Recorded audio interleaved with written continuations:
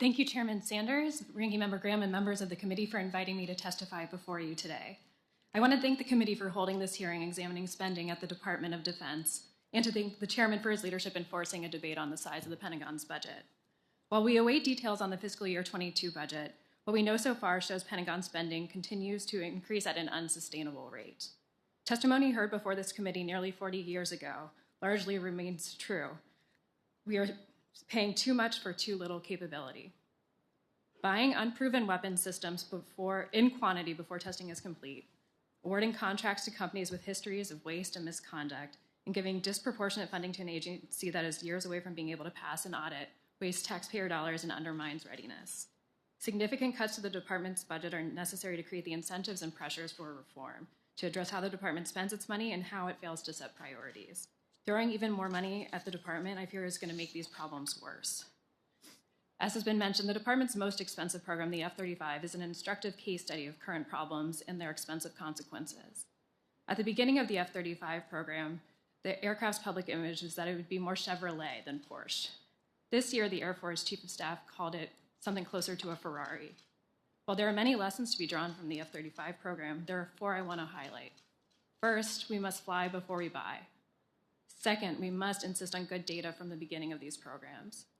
3, we have to be aware of complexity and the cost that brings onto our force. And 4, we must secure as much as possible the intellectual property rights to enhance competition. The conventional wisdom is that the F-35 program is politically untouchable due to sunk costs and because contracts are spread out across the country. I can think of no greater indictment of our current acquisition system if we can't course correct a program because of corruption in our system. I think we need to make sure that we're doing the right things for our warfighter. We also have an acquisition system designed to increase costs. The most significant problem, as you mentioned, Chairman, is the corrupting influence of the revolving door of senior Pentagon officials going to work for the defense industry. The end result is officials appearing to or actually confusing what is in the best interest of our national security with what is in the best financial interest of defense contractors. Of course, the department doesn't just pay too much for complex weapon systems, they also spend too much on spare parts. We get fleeced on spare parts like pins and drain pipes.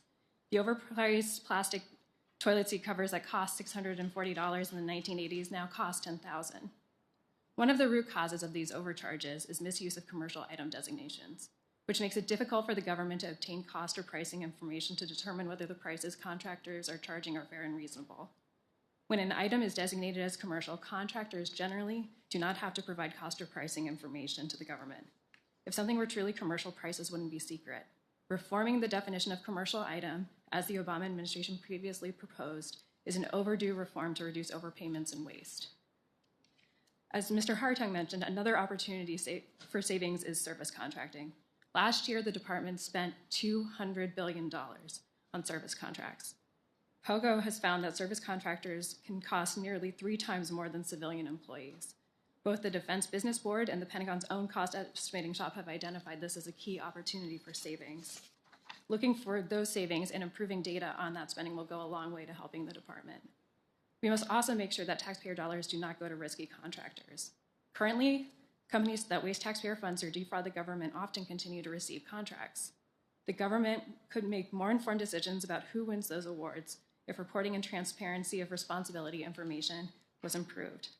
Chairman Sanders made sure that much of this information is available to the public, but it's a shadow of the information that we should have. One final danger is the opaque nature of beneficial ownership information. Hiding who really owns, controls, and financially benefits from an entity presents corruption risks and can undermine national security. Congress recently strengthened public disclosure of beneficial owners, but this disclosure should go farther. In summary, we recommend 4 major areas of reform. First, we must stop the revolving door between the Pentagon and the defense industry. 2, we must reform acquisition laws to empower the department to make smarter buying decisions. 3, we must increase transparency and curtail the overuse of service contracting. And 4, we must enhance the government's tools to ensure taxpayer dollars only go to responsible companies. Finally, I want to thank the committee for continuing to conduct oversight over the department's weak financial management and would urge the committee to also look at how statutory requirements for wish lists undermine budget discipline overall. The importance of the Department of Defense mission, along with its significant taxpayer resources, means that it must be a model for efficiency and for accountability.